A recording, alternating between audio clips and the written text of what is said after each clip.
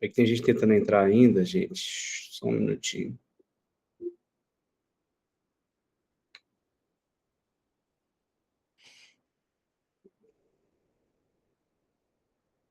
Tá. Gente, é assim, primeiro, queria pedir desculpa pela questão do meu pequeno atraso aí, desse horário que a gente antecipou um pouquinho, né? Na, na aula passada, a gente tinha falado da possibilidade de fazer mais cedo, ou mesmo de fazer no outro dia, né? No dia, durante a semana.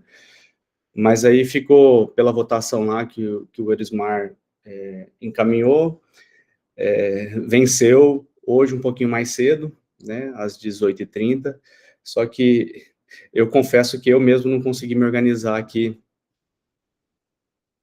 Não está saindo som? Me sinaliza, pessoal, para ver se é só com...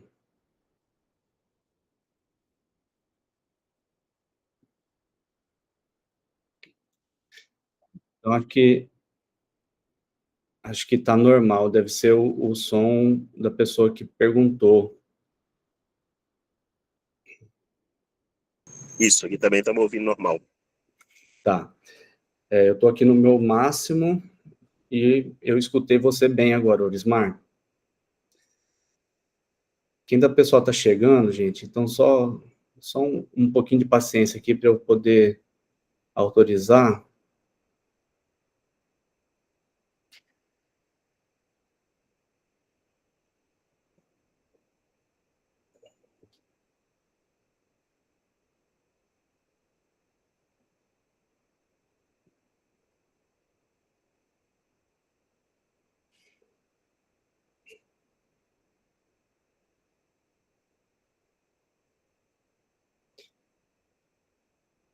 Orismar, tem como eu te colocar como...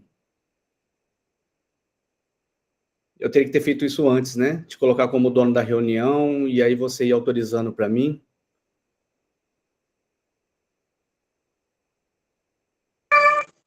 Tem como você me colocar como... Esqueci o termo que usa. Apoiador? Deixa eu ver aqui.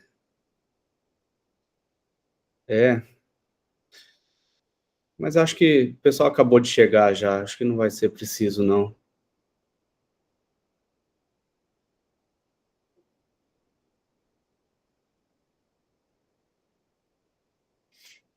Acho que o pessoal já está chegando. Acho que se chegar é mais pouquinha gente.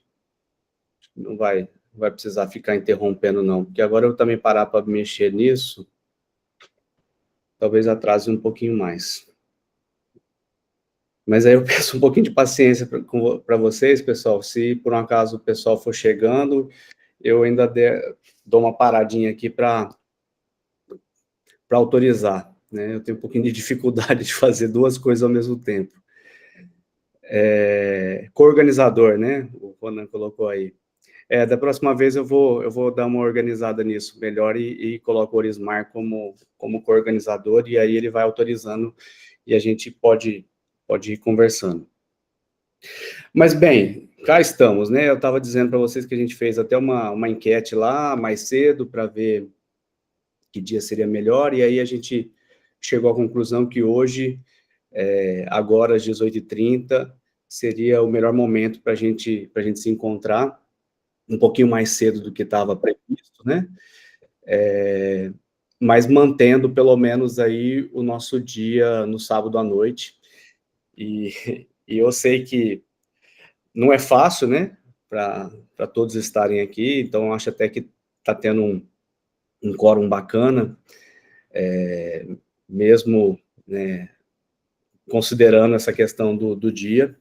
E eu acho até assim, uma questão para a gente pensar um pouquinho, né? Essa questão do nosso momento final de semana, a gente está utilizando para formação, né? Também eu acho que é um traço importante na nossa história da formação de professores no Brasil. Então, assim, acho que fica até para a gente poder refletir um pouquinho sobre essa questão, né? Eu sou professor de sociologia, como eu disse para vocês, e às vezes eu coloco algumas questões assim com os meus alunos, principalmente os alunos do ensino médio, né, sobre essa questão do tempo do trabalho, do tempo do estudo, do tempo também que a gente deveria ter para pensar mais livremente, né, e que quanto mais o tempo passa, menos a gente tem esse tempo para fazer esse tipo de reflexão. Mas faz parte da história, né, da nossa formação, e aí a gente tem que lidar com esse dado. Então, estamos aqui. Eu estava perguntando para vocês agora há pouco se vocês conseguiram fazer a leitura do material e também se conseguiram fazer as perguntas, né? Porque, como eu disse para vocês na aula passada, a ideia nossa aqui, perguntando o horário, Ronan, assim, a gente falou que seria um encontro um pouquinho mais longo, porque a gente vai trabalhar todo o conteúdo, né? Na verdade, dos capítulos 1, 2 e 3. Porém,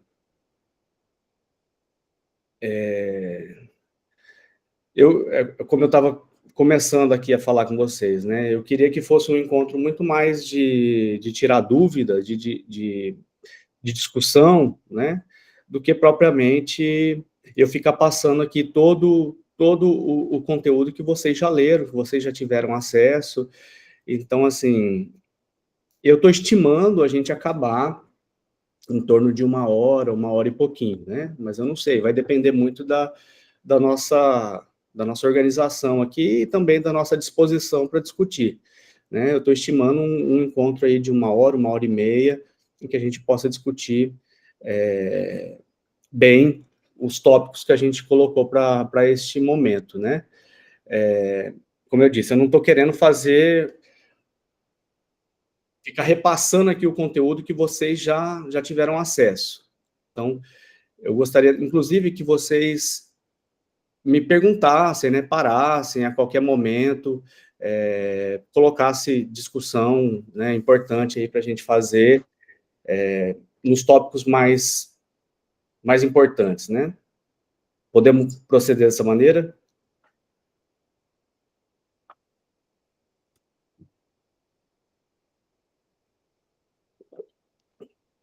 Tá. Bom, eu estava perguntando para vocês conseguiram ler o material, né?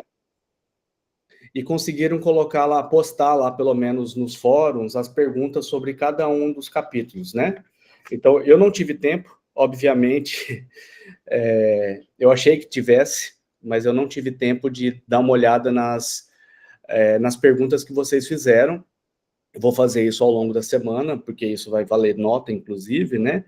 Mas eu não consegui fazer, a minha ideia inicial era fazer um filtro de todas as perguntas que vocês colocaram e selecionar algumas para a gente discutir aqui na nossa aula, né? Isso não foi possível pelo tempo e também pela questão da quantidade.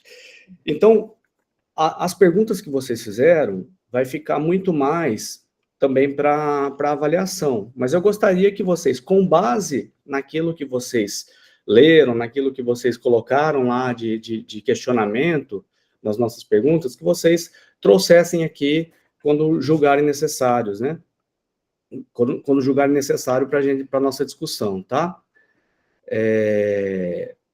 Enfim, eu não estou conseguindo acompanhar o que vocês estão colocando aqui no chat, mas aí qualquer coisa o Orismar também pode me interromper, tá, Orismar? E orientar qualquer coisa nesse sentido. Mas, assim, resumindo, o que vocês fizeram de perguntas lá no Moodle, essas perguntas elas vão ficar registradas como nossa avaliação, como parte da nossa avaliação. Se vocês puderem trazer algumas perguntas dessas para a nossa aula aqui agora, na medida em que eu for apresentando o conteúdo para vocês tragam, por favor, né, no momento oportuno, quando eu estiver falando daquele assunto, vocês podem colocar essa questão para a gente discutir aqui.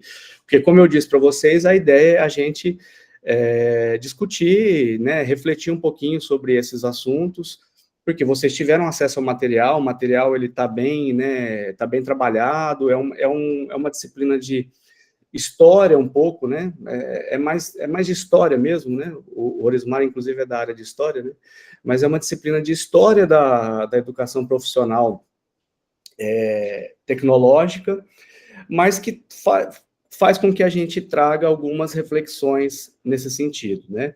Então, assim, eu preparei o nosso encontro de hoje muito nessa expectativa de dar uma passada por esse conteúdo, porém, com a possibilidade da gente fazer uma discussão, né, um diálogo, né, podemos dizer assim. Sim, pessoal, olha o seguinte, tem alguém perguntando aí sobre a questão de abrir o fórum. Eu posso abrir o fórum novamente para aquelas pessoas que não conseguiram fazer, ainda postar a pergunta, não tem problema não, tá? Eu posso fazer isso durante a semana, ou mesmo daqui a pouco, depois da aula, eu posso abrir lá, tá bem? Professor, boa noite. Eu não estive presente na última aula porque eu não fui aceita para entrar, então eu nem sabia que não ia ter a última aula, mas a minha dúvida é sobre a última atividade, o relato de experiência. O relato de experiência é sobre a disciplina ou sobre a experiência das disciplinas totais que a gente já cursou?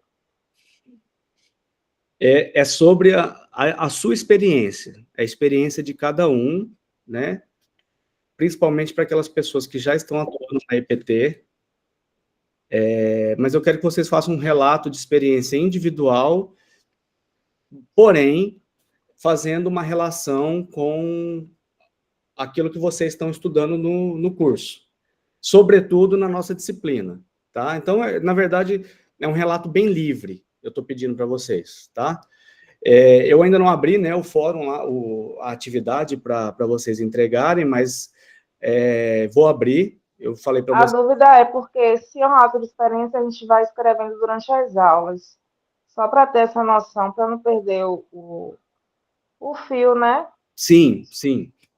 Porém, é um relato de experiência que pode compreender a sua experiência para além das aulas, tá? Para além do curso. Se você já está atuando na EPT, por exemplo, eu acho que você pode trazer algum assunto, alguma experiência sua nesse sentido, entendeu? Vinculado com a disciplina, no caso. Vinculado com a disciplina de preferência, sim, sim. Sim, Né? Porque compreendi. a disciplina, ela está trazendo essa história da educação profissional tecnológica, e lá no final ela fala um pouquinho das experiências inovadoras. Na aula da semana que vem, então aproveitando inclusive para a gente já definir isso, né, que será o nosso último encontro, eu vou falar um pouquinho sobre essas experiências, mas a ideia é que vocês tragam as experiências de vocês, se vocês já tiverem enviado o trabalho, né? Não dá, obviamente, para a gente fazer uma apresentação de todo mundo, né? Acho que não convém, porque a turma é muito grande, a gente não vai ter tempo para fazer isso, mas, se possível, eu queria que as pessoas trouxessem um pouquinho das suas experiências e a gente aproveitasse o momento, né, do nosso encontro da semana que vem para discutir essas experiências, esses relatos, entendeu? Mas o que eu estou pedindo é uma coisa bem simples, tá, Luana? Eu estou pedindo um relato de 1, 2 páginas, não é para vocês fazerem um memorial da vida de vocês. Pega algum ponto, né, que se relaciona aqui com a disciplina, com o que vocês estão lendo nesses dias, e traz como um relato individual. Perfeito, professor, entendi, obrigada. Beleza, então. E só sobre o encontro passado, pessoal, assim, só para a gente relembrar um pouquinho, né? A gente teve um encontro, teria sido o nosso primeiro encontro síncrono no início do mês, mas o que aconteceu? A gente estava com um problema no Drive, e aí eu não ia conseguir gravar a reunião com vocês. Fizemos uma reunião eu fiz um e-mail alternativo, né, na semana seguinte, e aí também não conseguimos gravar, e aí eu fiz essa mudança de rota, que era a gente trazer a discussão mais ampla, mais geral para o dia de hoje, liberar vocês na semana que passou, né, que teria também esse encontro, e aí hoje a gente aproveita, porque hoje a gente está conseguindo, tá tudo tranquilo com a questão do Drive, a gente vai conseguir gravar, mas assim, só lembrando que, na verdade, é o conteúdo que vocês já leram, já estudaram, já até apresentaram um trabalho, tá? Alguém perguntou aí sobre a questão da lista de presença. Orismar, eu não sei se você tem essa facilidade para colocar a lista de presença, mas para mim, na verdade, ela não é necessária. Por quê? Quando acabar a reunião aqui, ainda mais agora que a gente está com o Drive funcionando e tudo certinho, vai ter para mim um relatório de participação de todo mundo que entrou, né, na reunião, eu tenho esse relatório. Então, por isso eu consigo ter esse controle também. Mas se o Orismar puder, né, colocar a lista de presença para o pessoal assinar, só para garantir, pode fazer isso também. Tá fácil aí, Orismar? Tá fácil, professor. Na aula passada eu não consegui por causa do problema do Drive, né? Sim, Mas agora eu consigo. a Eu gente, vou a gente disponibilizar passou aqui. 2 semanas aí travado. Não, e essa coisa da gente acostumar, né, com o sistema e tal. Foram 2 semanas que foram terríveis de trabalho para a gente. A gente está tão acostumado a trabalhar tudo, né, tudo no Drive, que foram 2 semanas bastante difíceis. Mas a gente vai superar. Tá beleza? Sim, tranquilo. Vou disponibilizar aqui. Tá. Mais alguma questão, pessoal, assim, de ordem, mais questão de ordem, alguma dúvida? Tem não, né? Boa noite, tudo bem? Eu gostaria de falar, Luciano. Pode falar. É o seguinte, eu me perdi na matéria, por causa que não teve aula semana passada, né? E eu fiquei sem postar nos fóruns. Então, eles estão todos fechados. Tem como a possibilidade de abrir novamente? Todos? Tá, eu vou abrir, eu vou reabrir, tá? Tá ok, então, obrigado. Aí você deixa aberto até que dia?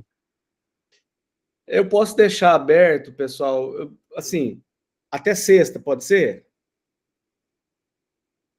Ok, beleza, então é só para me organizar para fazer, né?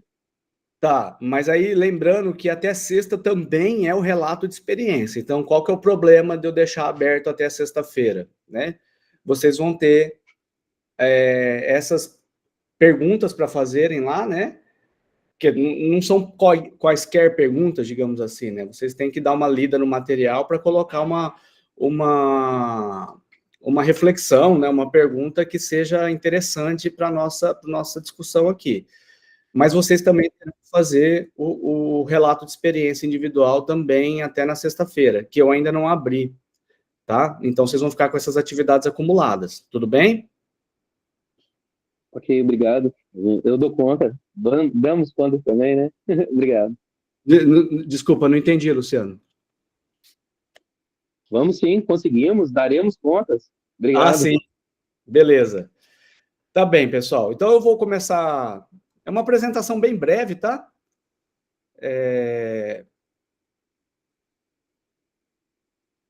E deixa eu ver aqui.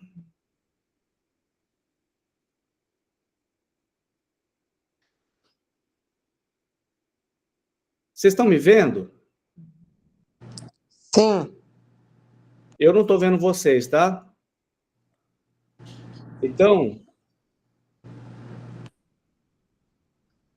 deixa eu ver aqui.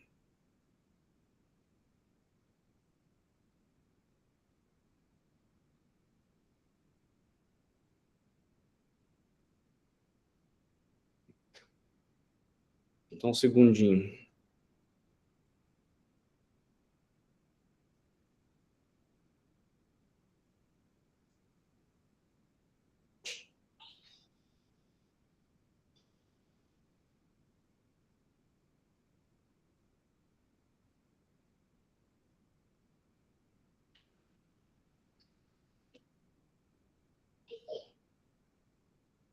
Tá, vou começar de novo a apresentação.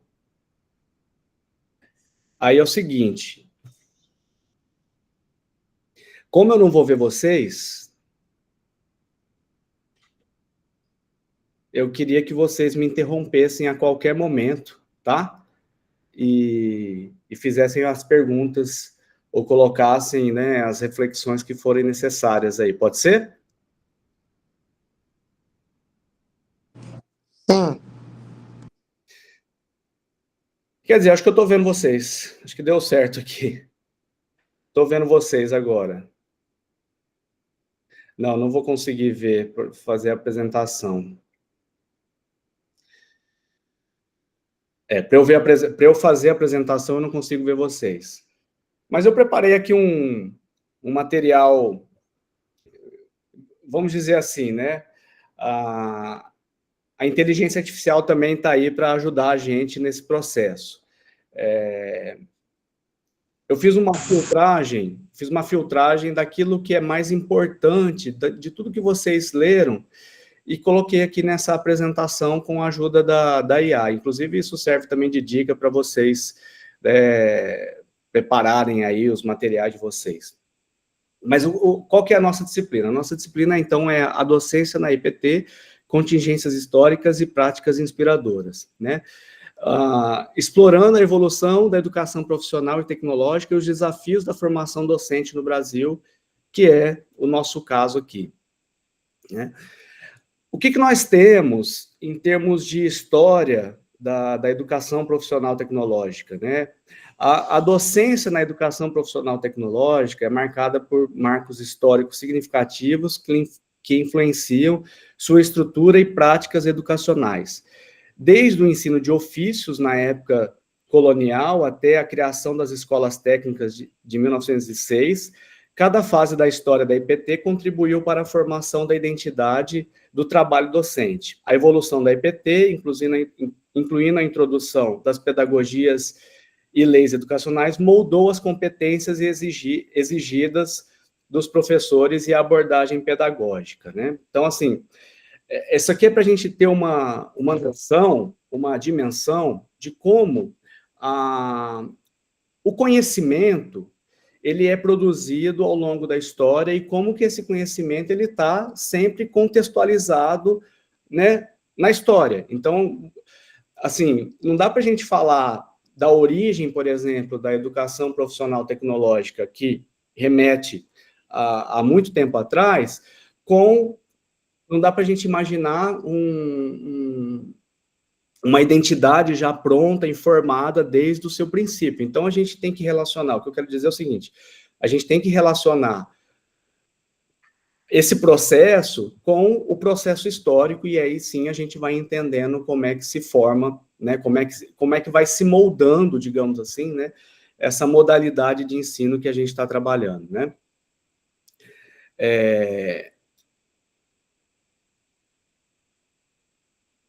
Durante o período colonial, então, que nós temos aí de 1500 a 1822, a gente tinha como uma característica, né, da educação profissional tecnológica, se é que a gente pode colocar já essa nomenclatura para todo o período, desde o seu princípio, mas só lembrando que essa é uma disciplina com dados históricos, então, assim, os historiadores, os sociólogos, os pedagogos, nós ficamos tentando dar nomes para processos históricos que, a princípio, como eu disse, não tem essa identidade formada, né? Então, isso vai acontecendo ao longo da história, a gente vai depois, né, com um distanciamento histórico, dando nome. Então, como é que a gente olha para isso no período de 1500 a 1822? A gente percebe que o ensino de ofícios era central e voltado para a necessidade de mão de obra qualificada, caracterizando-se pela dualidade entre o trabalho manual e o trabalho intelectual, com forte influência assistencialista. Então, a gente percebe aqui que desde o início da educação, digamos, profissional no Brasil, a gente tem uma espécie de corte, né, na sociedade, destinando pessoas para um tipo de educação e outras pessoas para outro tipo de educação. Então, isso lá no período colonial a gente já consegue perceber, porque há essa divisão entre aquilo que seria de ordem mais braçal, manual, do trabalho mais intelectual. Sem contar que tinha esse viés também assistencialista durante esse período, né? No período imperial, que temos aí de 1822 a 1889, né, a educação era vista como um meio de civilização, com um foco crescente na formação técnica e no desenvolvimento industrial, culminando com a criação de escolas técnicas em 1906, que estabeleceram as bases da rede federal da EPT. Então, assim, para quem não sabe, não é da rede ainda, né, que nós somos do Instituto Federal, a gente está inserido dentro dessa rede federal de educação profissional, tecnológica e agora científica também, né? Mas a origem dessa rede, da rede a qual a gente faz parte, está lá no início do século passado, né? Está lá no início do século XX. Então, assim, muito embora os institutos federais tenham começado, né, a partir de uma lei que criou eles em 2008, um século antes, a gente já tem esse processo em andamento, né? Então, assim, a partir de 1906, a criação das escolas técnicas marcou um avanço significativo na formalização da educação profissional no Brasil, estabelecendo modelos que seriam importantes para a evolução da EPT no século XX. A gente fala muito, né, sobre educação profissional tecnológica de outros países, por exemplo, né, a gente tem como referência a Alemanha, né, a França, né, inclusive recentemente, por uma ocasião de trabalho, eu conheci a Universidade Tecnológica Federal do Paraná, né, que é a nossa referência em termos de instituição. A gente tende muito a pensar que esse é um modelo criado muito recentemente, mas não, né?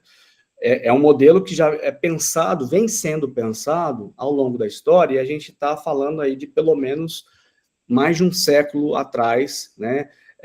Falando desse modelo de educação, né? A evolução da EPT da ditadura militar, a redemocratização. Analisando as transformações na educação profissional e tecnológica nesse período crucial da história brasileira. Então, o que nós temos?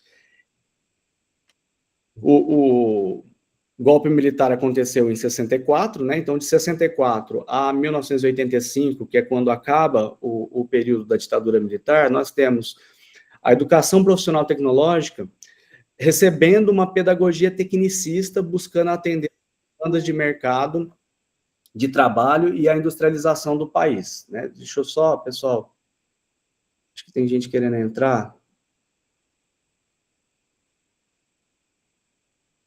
Deixa eu ver se tem mais alguém aqui.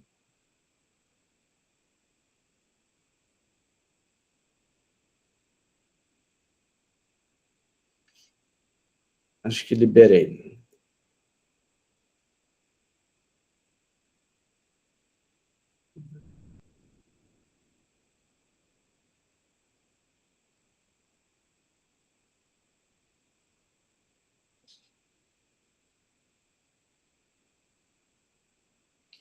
Então, nós temos aqui, né, durante a ditadura militar, a educação profissional e tecnológica recebeu uma pedagogia tecnicista, buscando atender às demandas do mercado de trabalho e a industrialização do país.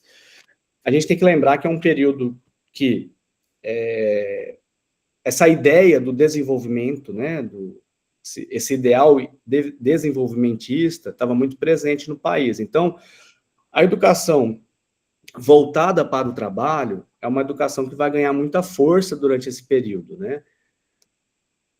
Em 1986, a gente tem a criação do PROTEC, né, que é o Programa de Expansão e Melhoria do Ensino Técnico, visando expandir a EPT com financiamento do Banco Mundial para a construção de escolas técnicas, né? Então, assim, a gente precisa lembrar que já, mesmo antes ainda da Constituição de 88, né, que vai ter a LDB, quer dizer, vai marcar, né, vai fazer um marco para a existência da LDB, que vai acontecer quase 10 anos depois, mas a gente precisa lembrar que esse período dos anos 80 é um período de muita instabilidade econômica no Brasil, e que é muito marcado também pelo conhecido consenso de Washington, né? Então, assim, até a educação no Brasil, ela é marcada por essa ideia. Então, assim, o intuito de ter um programa para expandir, né, o ensino técnico tem a ver com uma iniciativa do Brasil. Na verdade, eu não sei dizer se é uma iniciativa, mas muito mais uma pressão para que o Brasil fizesse parte de um contexto mais globalizado em termos econômicos, né? E aí a educação, ela está dentro desse processo. Ver que tem gente chegando aqui ainda, pessoal. Só um segundinho.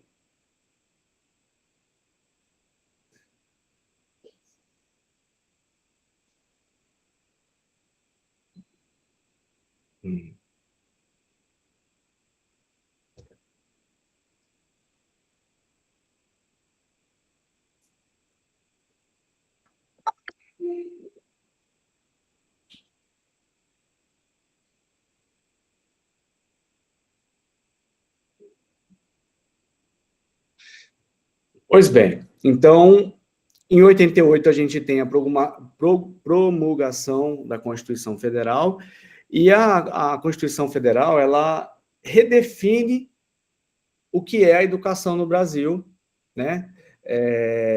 Redefine as diretrizes da IPT, especialmente, né, enfatizando a formação integral e o direito à educação para todos. Em 96, como eu disse, né, quase 10 anos depois, eu estava no ensino médio, na minha época nem chamava ensino médio, eu não sei se vocês também são contemporâneos meus, né, mas em 96 eu estava fazendo o meu primeiro ano do colegial, né, não era chamado de ensino médio ainda. Lembro quando teve quando a lei 9394, a LDB, ela surgiu, né, então a LDB, ela vai, deixa eu voltar aqui, ela vai definir as diretrizes também, né, entre outras coisas, da educação profissional, estabeleceu as diretrizes e bases para a educação profissional e tecnológica no Brasil, assegurando a sua inclusão no sistema educacional nacional. A gente tem, depois, mais de 10 anos depois, né, a criação da Rede Federal de Educação Profissional, Científica e Tecnológica, que é a rede a qual a gente faz parte, né, em 2008, que impulsionou a formação profissional no Brasil com a inclusão dos institutos federais e Cefetes, né. Eu não sei se vocês, acho que cabe aqui um parêntese sobre essa questão histórica, né. Como eu comentei com vocês, a história da educação profissional, tecnológica no Brasil, ela remete a muito mais do que 100 anos, né.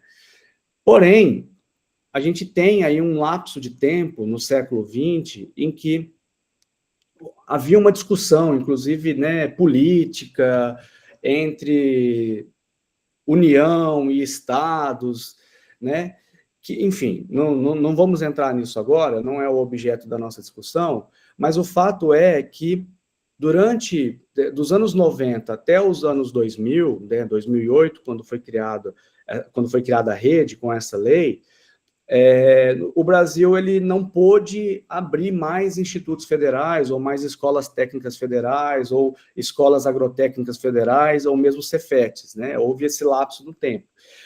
Então, isso foi, digamos, corrigido a partir de 2008, quando houve a criação da rede, e aí essa rede e a lei, né, de 2008, que vai instituir a existência, né, dos institutos federais. Então, aqui no Tocantins, por exemplo, né, havia a Escola Técnica aqui de Palmas, a Escola Agrotécnica Federal em Araguatins, e eu não sei, não lembro exatamente como funcionava a Escola de Paraíso, né, mas aí em 2008 virou, essas escolas, elas se reuniram e viraram o Instituto Federal aqui do Tocantins. Isso aconteceu em vários estados, né, alguns acho que só o Cefet de Minas, se eu não estiver enganado, né, que permaneceu como Cefet, e aí foi criada também a universidade, como eu já comentei aqui com vocês, a Universidade Tecnológica Federal do Paraná, que é, digamos, a nossa referência dentro dessa rede, né?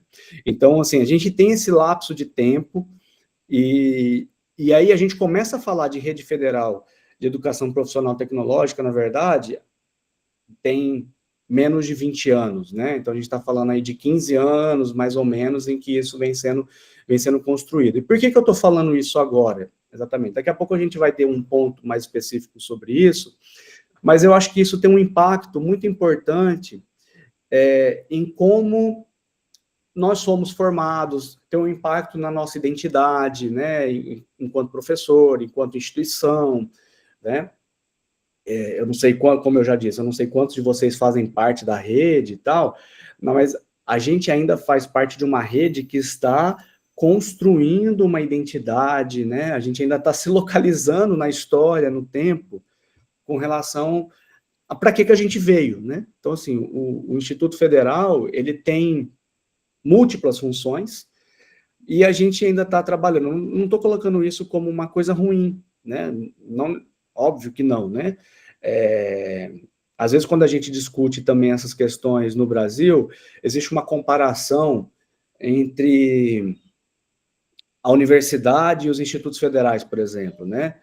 E aí, e mesmo internamente, né? Eu estou no Instituto Federal há 15 anos, eu vejo muitas vezes que a gente olha para a universidade como se a universidade ela fosse, às vezes, melhor do que a gente, porque desenvolve pesquisa de ponta, e eu vejo, na verdade, que a universidade ela é só diferente, as universidades são diferentes da gente, e a gente ainda está construindo uma identidade, né? A gente ainda está construindo aquilo que é o nosso mote, aquilo que é a nossa referência em termos de trabalho, e que a perspectiva histórica e de futuro, né?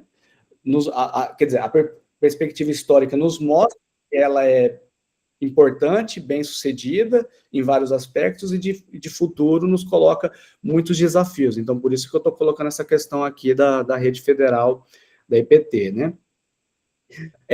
Com a LDB, voltando então, né? Com a LDB, a gente tem a valorização da EPT, né? Então, assim, esses marcos contribuíram para a modernização e valorização da EPT, promovendo a articulação entre teoria e prática na formação de professores e estudantes, né? Então, assim, a gente tem que reconhecer que nesses processos históricos a gente tem muito avanço também, né? Deixa eu voltar lá na apresentação, gente, para permitir aqui o pessoal entrar. Tá. Alguma dúvida, algum comentário até agora? Alguma discordância, né? Eu gosto de perguntar sobre discordâncias. Tá tranquilo? Tá, beleza. Então, vamos lá. Deixa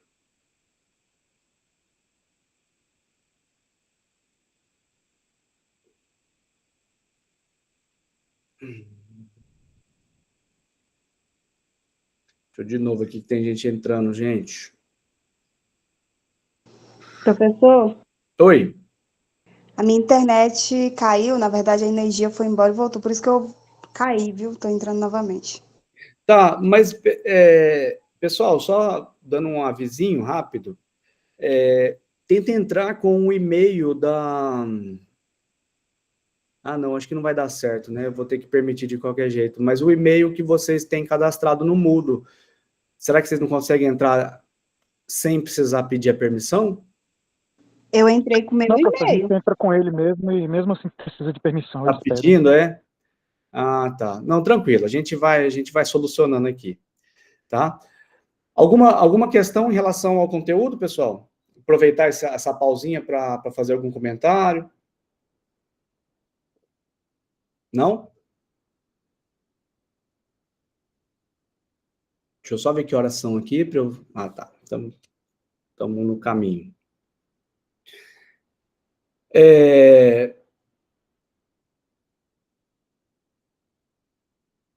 O que é essa coisa chamada educação, né, profissional tecnológica, né, e que começa aí com esses marcos históricos, né? O que isso determina? A gente tem aí, nesse contexto, a necessidade de utilização de metodologias diversificadas, né? Então, a docência na educação profissional e tecnológica exige que os professores utilizem uma variedade de metodologias e abordagens pedagógicas.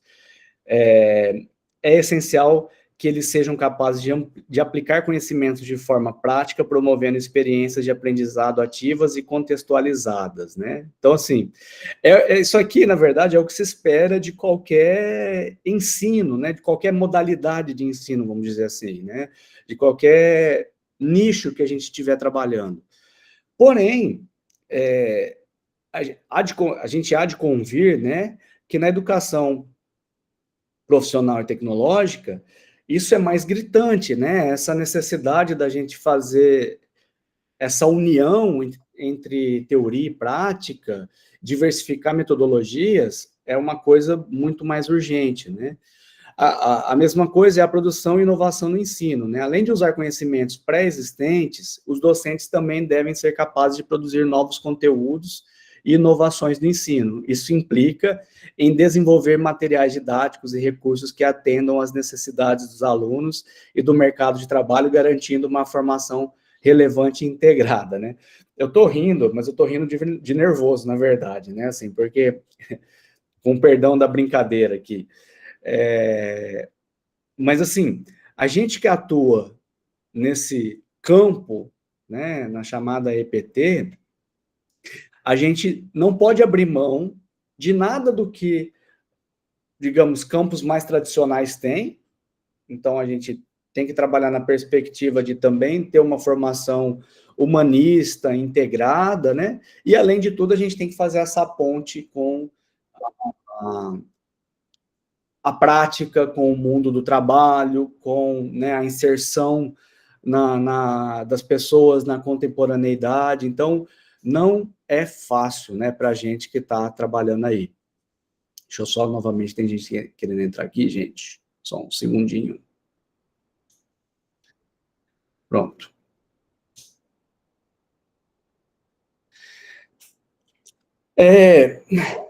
Os desafios enfrentados, então, a gente está falando disso, né? Os desafios enfrentados na educação profissional e tecnológica, né? Quais são eles? A educação profissional e tecnológica enfrenta desafios significativos como a necessidade de, aquilo que eu vinha dizendo, né, articular teoria e prática no ensino. A gente precisa, isso também é uma questão, não que seja, isso sempre existiu, digamos assim, mas agora com muito mais força, né, mas a gente precisa se adaptar às características diversificadas dos estudantes então, isso também é um desafio para nós, enquanto professores, né? E promover uma interação efetiva com o mundo do trabalho, aquilo que eu vinha dizendo. Para além de tudo que a gente tem que fazer, a gente tem que fazer essa ponte. Deixa eu ver aqui. A Jenny Mary levantou a mão, bem, professor. Pode falar, pode falar. Boa noite, professor Carlos. Boa noite, colegas. Espero que vocês estejam me ouvindo bem. A gente fica bem provocada, né, professor? Olhando assim esse percurso histórico que o material traz, que você resumiu, e vendo hoje esses desafios, inclusive numa situação em que eu tenho a sensação, não só no ensino técnico, né, profissional e tecnológico, também no ensino nas universidades, que a gente sempre fica um pouco atrás dessas transformações que o mundo do trabalho vão nos impondo, né, nessa lógica global, nesse mundo tão capitalista de tantas tecnologias que mudam rapidamente. E aí, diante disso, a sua fala me provocou a refletir. Tantas coisas que competem ao professor, né, e que a gente tem que ir adequando e se atualizando para buscar enfrentar, mas, entretanto, tem essa questão maior do mundo do trabalho e das relações econômicas e políticas que atravessam toda essa perspectiva da educação profissional e tecnológica, e eu fico me perguntando, e trago a pergunta para a gente refletir aqui coletivamente, de que maneira a gente provoca os nossos jovens, né, num cenário em que a educação cada vez mais é desvalorizada, seja em qual for o aspecto e o nível, a gente percebe na sala de aula o desinteresse dos alunos, de professores também. Quais seriam as alternativas? Porque eu acho que fica muita coisa em cima do professor para a gente tentar dar conta, e é tão desafiador, professor, que essa palavra desafio eu acho que nem cabe, teria que inventar outra.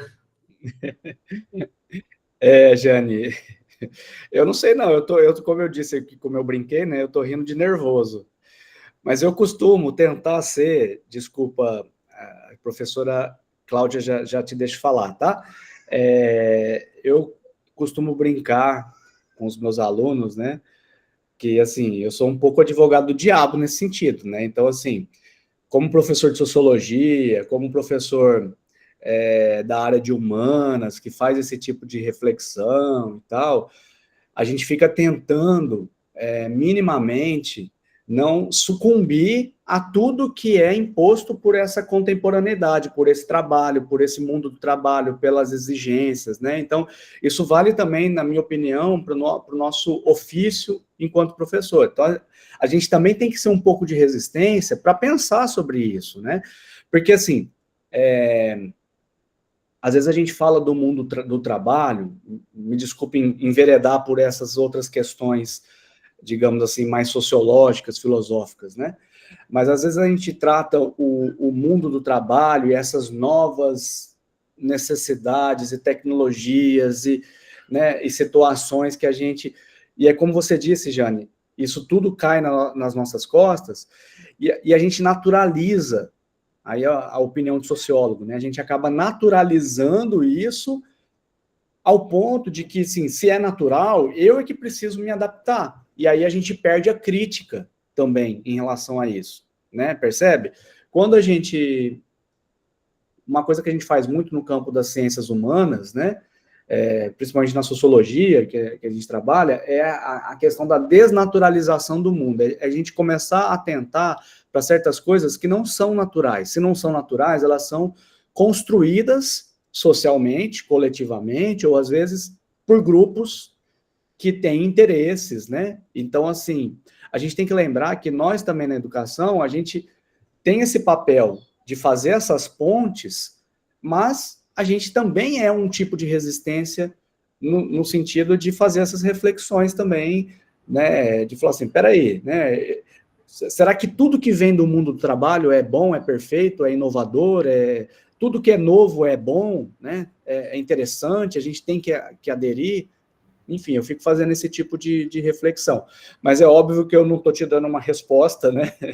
Eu acho que você também nem esperava uma resposta, né? Você colocou isso para a gente discutir um pouquinho, né? A Cláudia, pode falar também, Cláudia, por favor?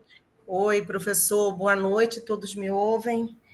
Então, professor, quando o senhor levantou essa questão e a Jane falou, e aí um dos pontos que eu abordei lá como questionamento por que a gente... Eu sou professora aposentada hoje e trabalhei com a formação, com a educação profissional, e eu fico me perguntando como que a gente consegue dar conta de se qualificar tendo que trabalhar, às vezes, em 2, 3 escolas.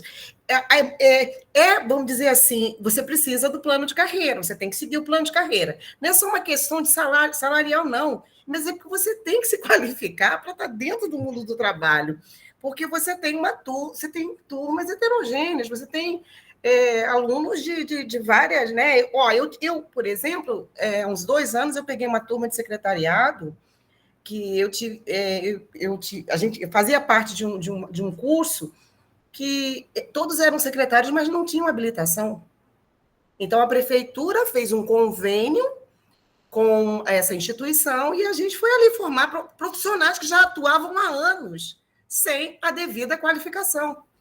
E aí eu fico assim, meu Deus, a gente parece que vive num mundo, um mundo totalmente, sei lá, é o mundo da fantasia.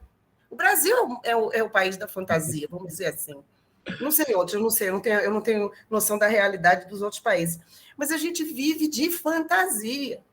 E aí, outro questionamento que eu fiz aí com relação ao meu tema, que eu sempre falo da formação docente. Porque a gente fala muito, lá na formação docente, lá na formação inicial, a gente fala muito, tem a psicologia para compreender o processo de ensino-aprendizagem, para compreender as demandas do aluno, as demandas, a gente vai entender das demandas sociais, psíquicas, tudo que envolve, né, o processo de ensino-aprendizagem.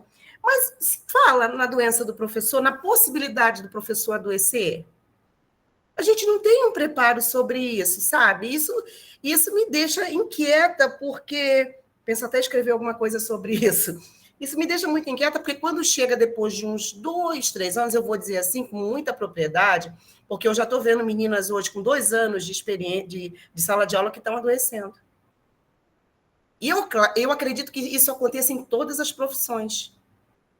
Então, os 2 questionamentos que eu fiz foi com relação à formação inicial e à formação continuada. A gente está vivendo no país da ilusão. Eu acho que não é Cláudia, né? Eu falei Cláudia. É Cláudia, né? Cláudia. Desculpa.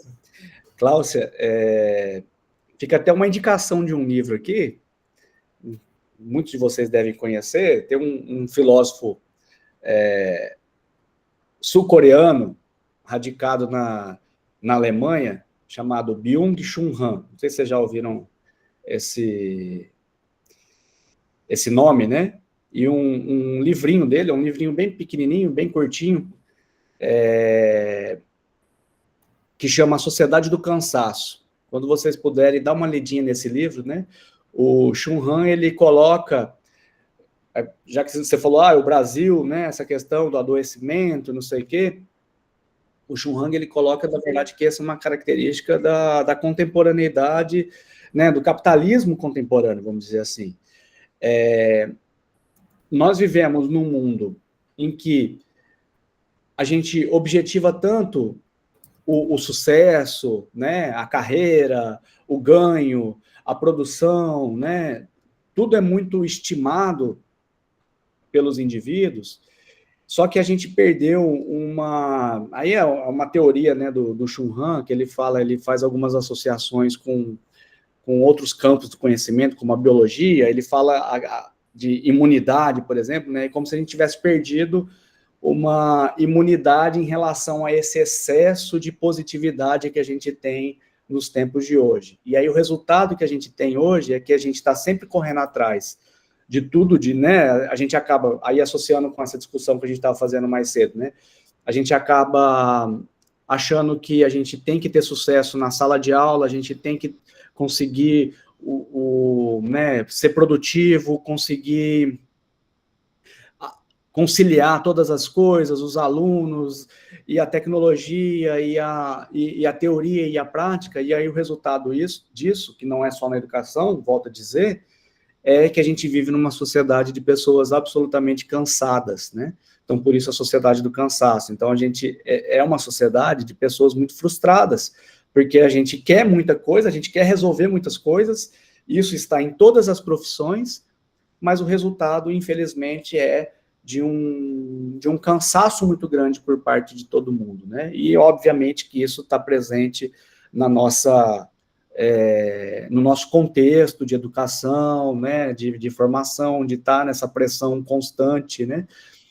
Vocês querem um exemplo melhor do que o nosso próprio aqui? Sábado à noite nós estamos aqui estudando, né? Eu estou trabalhando e vocês estão estudando, mas estudando também com uma educação voltada para o trabalho, né? Então, assim, é aquela formação continuada que a gente fala, e aí a gente perdeu a possibilidade de, uma hora dessa, estar falando de poesia, falando de, né, vendo um teatro, né, assistindo a um filme e refletindo, mas a gente está aqui refletindo, felizmente, né? Nós estamos aqui refletindo, mas, infelizmente, nós estamos refletindo sobre o nosso ofício, sobre o nosso trabalho e, sobretudo, nos qualificando para continuar o nosso trabalho, o nosso processo, né? Então, também, de novo, a mesma coisa, Cláudia, eu não sei se eu te respondi, eu acho que não, na verdade, eu acho que eu estou colocando mais coisas para a gente pensar. Não, foi provocativo, foi bom. Sim, perfeito. Agora, Arudá Gomes.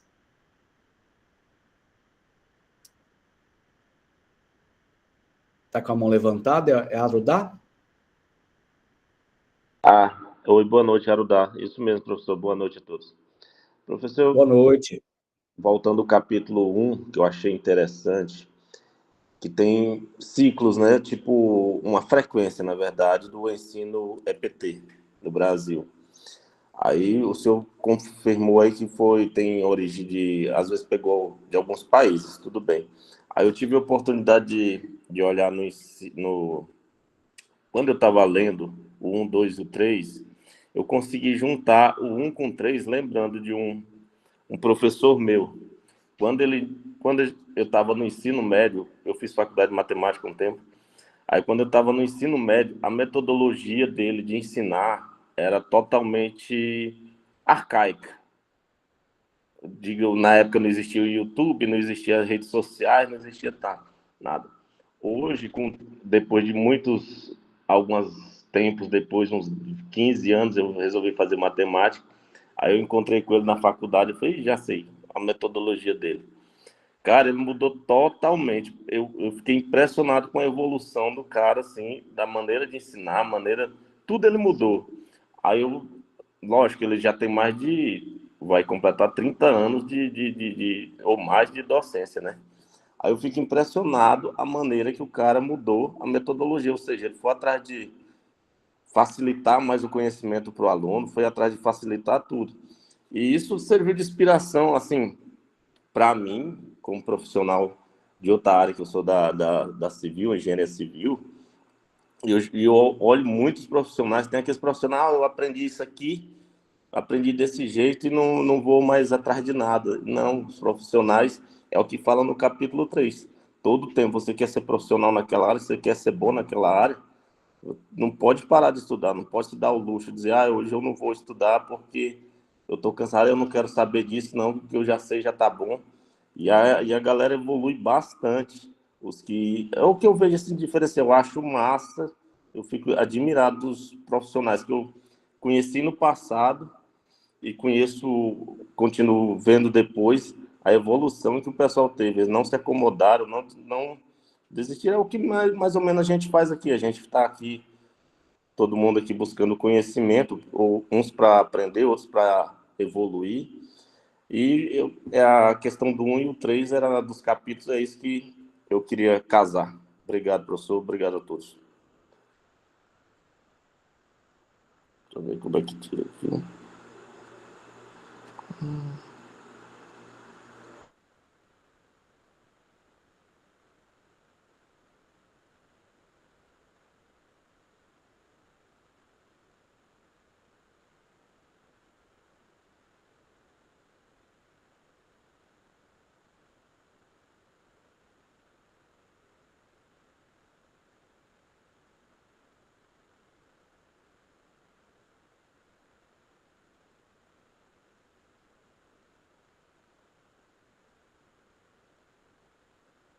Pessoal, a internet do professor caiu, ele está tentando retornar bem, tá? Aguarde mais um momento aí.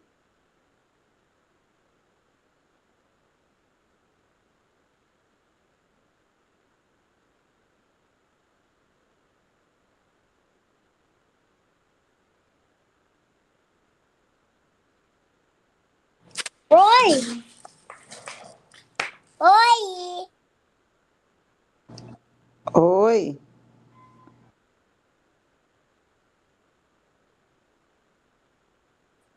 Perdão, professor. Mas foi interessante esse Uai, aluno. foi. Olá, pessoal. Desculpa, caiu minha internet aqui. Oi, estão me ouvindo? Sim. Entrou um professor mirim aqui, quase te substituiu. Perdi então. Deu uma Tivemos uma descontraída. participação especial aí. O meu tá querendo participar ali. Eu tô ouvindo ali no quarto o tempo todo. Tá difícil para minha esposa segurar ele ali. Mas vamos lá, gente. Ai, professor, desculpa, meu filho. Ele foi e abriu o áudio aqui rapidamente. Ele é mais esperto que eu. Sei como é. Esse horário é difícil. Tranquilo, Desculpa aí. pessoal. Desculpa, mas eu caí bem na hora que o Arudá. Arudá estava falando, né? E aí estava passando um relato aí desse conhecido, esse professor que mudou, né? Não sei se eu perdi mais alguma coisa depois que eu caí. Mas assim, eu acho importante essa evolução, colocando entre aspas, né? Porque, como eu disse, nós da sociologia, da antropologia, a gente tem quase um cacuete, né, de trabalho, que é tomar muito cuidado com algumas palavras, né, do tipo evolução, desenvolvimento, né, porque a gente fala de evolução como uma coisa boa naturalmente, né, só que eu me lembro uma vez eu vi um vídeo do Sérgio Cortella, sabe, aquele filósofo que aparece nas redes sociais, e ele fala assim, da evolução, que, olha, doença também evolui, né? Então, a evolução não necessariamente é uma coisa boa por si só, né? Mas por que eu estou falando isso? Porque é importante, né, dentro desse contexto que a gente está discutindo, eu concordo com o Arudá, as colocações dele, e a gente sente isso na pele, né, de como a gente precisa se adaptar, porém, a gente precisa fazer isso sempre com muita, como diria meu pai, com muita parcimônia, né? A gente tem que fazer isso de maneira bastante reflexiva, né? Porque no campo da educação, é aquilo que eu disse, não necessariamente aquilo que é novo é melhor do que aquilo que já existe, né? Eu tenho um amigo, um grande amigo que é professor de filosofia, que aposentou recentemente, é professor da universidade, e uma vez ele deu uma palestra, inclusive no IFTO, né, ele é professor da universidade, a gente trabalhava no programa do PIBID, né, e aí a gente chamou ele para dar uma palestra lá para a gente, e aí ele falou para o pessoal de licenciatura em computação que a última tecnologia inventada que fez a diferença na educação foi o giz e a lousa, né, e todo mundo quase caiu para trás no momento, né. Mas aí, lógico, que ele foi provocativo, né? Colocou todo mundo para pensar, porque é isso, né? Claro, as tecnologias, a gente pode melhorar as nossas metodologias, mas a gente não pode esquecer jamais que a gente tem esse papel mais reflexivo também, mais, né? E como eu disse, de resistência, muitas vezes, em relação àquilo que é o novo, né? Jane? Professor, eu peço até desculpa que eu não vou mais atrapalhar a aula, não, mas as falas vão nos provocando constantemente, e o colega Arudá, ele trouxe um ponto interessante, né? Essa necessidade da gente se qualificar e buscar o conhecimento. Mas todo ponto tem um contraponto, e aí eu lembrei de Boaventura de Souza Santos, quando ele também nos provoca a pensar sobre essa mercantilização do conhecimento e do ensino, em que a gente busca especialização, mestrado, doutorado, e galgar cada vez mais patamares, numa lógica que nem sempre é a da qualidade.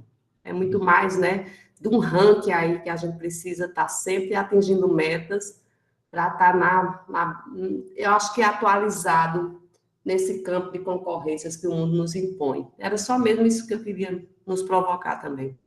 Perfeito, perfeito. É isso mesmo, Jane. Esse é a gente tem que atentar para isso. Mas tô achando legal as colocações, as provocações, né? Deixa eu ver aqui se... Estão vendo a apresentação? Ou não? Não, né? Tem que apresentar de novo.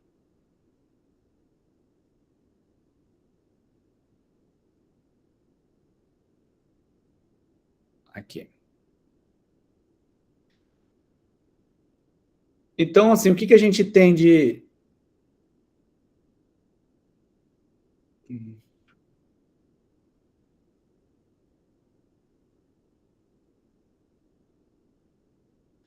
Espera só um pouquinho. Aqui, consegui. Então, o que a gente tem, né?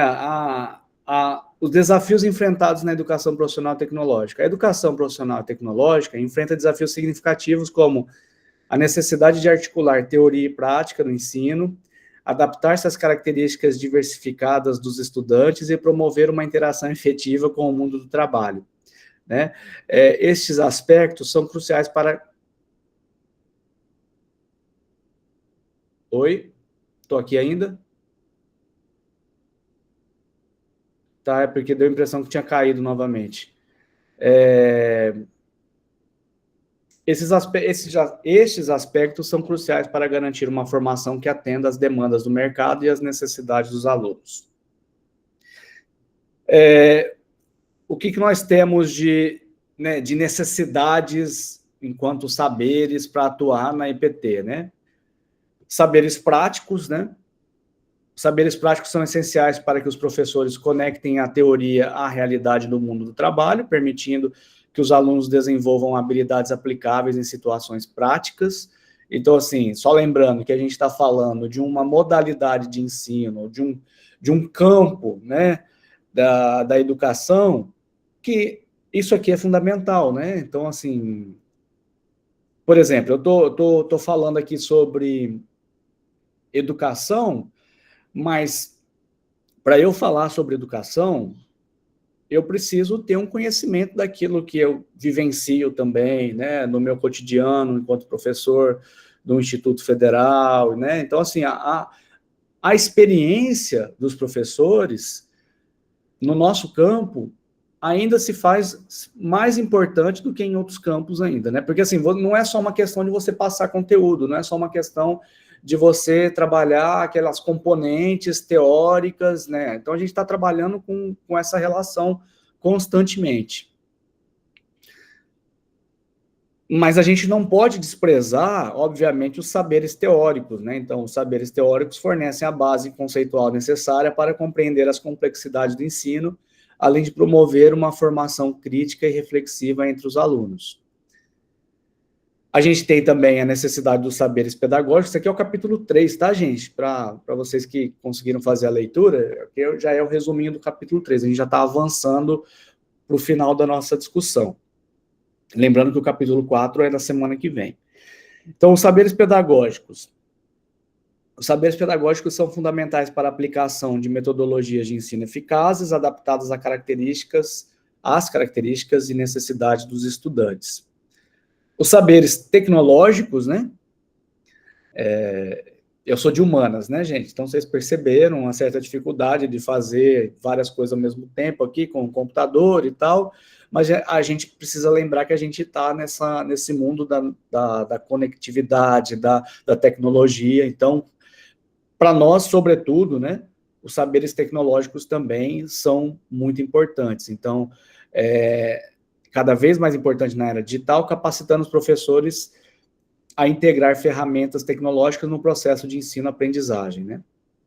Isso que eu estou fazendo aqui com vocês, inclusive, pessoal, é um grande exercício para mim. Eu já trabalhei algumas disciplinas à distância e lógico, né, eu estou com mais de 20 anos, na verdade, de sala de aula, e eu admito que eu não gosto muito de fazer apresentações organizadas, assim, no PowerPoint e tal, porque eu gosto dessa discussão, essas colocações que vocês colocaram, né, essas provocações que vocês colocaram, são muito ricas na nossa discussão, e eu gosto disso, quando eu estou trabalhando, seja no ensino médio, no ensino superior, eu gosto disso. Agora, a gente precisa também se adequar de uma maneira em que a gente use essas tecnologias para que essas discussões sejam possíveis, né? Então, assim,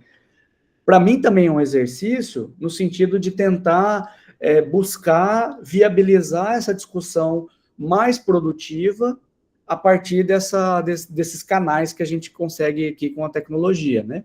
Mas não é fácil, né? Para mim, eu não considero uma tarefa fácil. Para outras pessoas é mais tranquilo, né? Mas para mim não é uma tarefa fácil. Então, estou aqui, inclusive, compartilhando um relato pessoal com relação a essa questão da tecnologia. Além de tudo, a gente também tem que lidar com a gestão e pesquisa, né? Então, as habilidades em gestão e pesquisa são cruciais para que os docentes possam organizar o processo educativo e desenvolver práticas baseadas nas evidências, né? Então, A pesquisa eu acho que é uma coisa indiscutível até, né, no sentido de, não que a pesquisa não seja discutível, mas é indiscutível no sentido de que eu acho que é ponto pacífico, né, que fala, quando a gente entende que um professor, ele precisa fazer pesquisa. Então, quando a gente vai preparar uma aula, a gente está fazendo pesquisa. Então, a pesquisa ela não se dissocia do ensino, né? A gente fala muito, né, nas universidades e nos institutos federais sobre essa tríade ensino, pesquisa e extensão, como se fossem coisas separadas, mas, na verdade, elas são separadas, mas elas não deveriam ser, né? E quanto mais a gente integrar essas coisas, melhores professores nós seremos. Mas a pesquisa é uma coisa que eu acho que é impossível, a não ser que a gente não prepare aula, a não ser que a gente não trabalhe, né, no sentido de se melhorar, de, como o Arudá colocou, né, a não ser que seja aquele professor que realmente não se dispõe a isso. Mas, no geral, vamos convir que, no geral, nós somos pesquisadores também. Agora, essa questão da gestão também é uma coisa também do tempo atual, né? A gente tem que gerir, a gente tem que ter conhecimento, é mais uma pressãozinha que a gente tem, né? Sobre essa questão da gestão do tempo, da gestão das notas, da gestão, a gente também é gestor, né? Aí eu não sei se eu falo isso com muita felicidade ou não, tá? Fica aí para a reflexão de vocês também pensar se isso é um ponto positivo para a nossa profissão ou não, né? Então, o que nós temos para finalizar? O que vai ser importante diante disso tudo, né? Assim, como é que a gente resume tudo isso num processo, né? Como é que a gente sintetiza tudo isso que a gente conversou até agora? Os aspectos da formação do professor da EPT vão nessa direção aqui. A gente tem uma formação que é inicial, né? Que no Brasil, como vocês sabem, né? Nós sabemos, a formação de professores, ela passa pelos cursos de licenciatura, né? Acho que foi a Cláudia, né, que estava comentando também sobre essa pressão, né, ou melhor, pressão não, a desvalorização que nós, professores, né, sentimos no Brasil e tal. O fato é que no Brasil ainda existe uma carência muito grande de professores, né, então não tem valorização e ainda tem carência, e a gente tem desafio dentro das licenciaturas, né? No IF mesmo a gente tem aqui no Campus Palmas, a gente tem curso de licenciatura em Física, Matemática, Educação Física e Letras, né, são as 4 licenciaturas que a gente tem, e principalmente cursos como Matemática e Física, aí lembrando do Arudá, né, que fez Matemática, são cursos que formam poucas pessoas, né? O mercado de trabalho existe, mas a gente tem um desafio de formar pessoas, mas é o que a gente tem no Brasil, né? É a licenciatura que forma os professores. E aí depois a gente tem um outro desafio também, que é essa questão da formação continuada. Não, deixa eu só voltar aqui. A formação continuada, que é importante, nós aqui também somos exemplos disso, né? Como a gente está sempre procurando, acho que é impossível, na verdade, né, a gente ser professor sem essa continuação da nossa formação, porque na medida em que a gente pesquisa, na medida em que a gente faz uma pós-graduação, faz mestrado, faz doutorado, né, faz pós-doutorado, a gente está nesse processo de formação continuada. Então, é uma coisa muito importante. E os saberes necessários, né, os professores da EPT devem dominar saberes práticos, teóricos, pedagógicos, além de habilidades em interdisciplinaridade, gestão e pesquisa para atender as diversificadas necessidades dos alunos, né. Só um pontinho aqui sobre acho que eu posso até sair, que acabou a apresentação, sobre essa questão da interdisciplinaridade e da transdisciplinaridade, que está lá no material que vocês leram, mas que na apresentação aqui ficou um pouquinho de lado, né? Além de tudo, né, nós, da EPT, nós temos que trabalhar nessas perspectivas, né, de, primeiro, interdisciplinaridade, que é essa relação com as outras disciplinas. Então, é difícil demais fazer isso, mas a gente tem que tentar, né? Por exemplo, eu sou professor de sociologia, mas eu estou o tempo todo dialogando com outras disciplinas, de história, né? Eu tenho um aluno de iniciação científica que está fazendo um aplicativo para uma pesquisa no campo social. Então, assim, a gente está colocando uma interdisciplinaridade, mas eu não estou conseguindo. E por que eu estou falando isso, né? Uma coisa é ser interdisciplinar, que é uma necessidade que a gente tem, né? Então, assim, eu estou trabalhando interdisciplinarmente, isso é importante. Porém, uma outra coisa é a transdisciplinaridade, que também é uma necessidade do nosso tempo e da nossa profissão. Aí a transdisciplinaridade já é uma questão mais, eu julgo, né?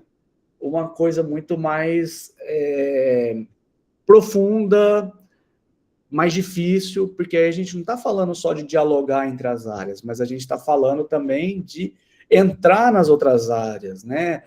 Ter habilidades que são daquelas outras áreas, né? Conseguir transitar nessas outras áreas. E, de novo, né? Não coloco isso como para a gente pensar, né? Não falo nem que é bom nem que é ruim. Teoricamente parece bom, né? Ah, nossa, que bom seria se a gente tivesse uma educação interdisciplinaridade e transdisciplinaridade. Ok, mas é fácil fazer isso? Como é que é o nosso papel enquanto professor para fazer isso, né? Cabe a gente, professor, somente fazer isso? Então, são essas as questões que podem ser, na minha opinião, colocadas para a gente pensar. E aí, com isso, pessoal, já estamos com mais de uma hora, né, de conversa. Eu encerro a apresentação, porém, eu deixo aberto aqui para vocês comentarem, né, trazerem algum ponto que, por um acaso, vocês julgaram importante na leitura do material. Como eu disse lá, assim, a gente não tem como fazer tudo aqui, né? Então, a gente seleciona pontos que são mais importantes para a gente discutir. Mas, assim, se vocês acharem importante colocar mais alguma questão, por favor, fiquem à vontade. Algum comentário, alguma... Professor, eu queria falar só sobre o prazo da última atividade. Lá, no nosso portal de atividades, está até dia 5. E o senhor falou aqui que queria até sexta-feira. Sexta-feira é 4. Ah, sim, eu já abri, né? Agora que eu estou lembrando, eu já abri a atividade final. Então, fica para a gente realizar até sábado mesmo? Não, vamos fazer o seguinte, vamos colocar até dia 5 mesmo? Pronto. Ok, obrigada. Mas vamos fazer um compromisso aqui, nós todos, assim, na aula que vem, até combinando a aula que vem, né? A gente deixa... Eu não vou fazer uma aula expositiva como fiz hoje, nada disso. A gente vai discutir esses relatos, pode ser? Então, assim, a gente pega o capítulo 4 e dá uma conversada sobre ele, e aí, na medida do possível, vocês vão colocando também as experiências de vocês. Pode ser? Para a gente encerrar a disciplina. Estou vendo o pessoal. Fechado. Fechado? Mas aí fica disponível lá até no dia 5 mesmo, que é o último dia da disciplina, tá? E eu vou reabrir, pessoal, os fóruns para vocês postarem ainda até... Aí esse eu vou deixar até na sexta, pode ser? Combinado? Tá. Então ficou os fóruns para sexta-feira, dia 4, as perguntas, né? E o relato no dia 5. E aí teremos, então, a nossa aula final no sábado, dia 5. Tudo bem for nesse mesmo horário que a gente fez, porque não rolou fazer outro dia da semana. Então, podemos manter esse horário, 6h30? Tá. Beleza, então, pessoal. Vou parar de gravar.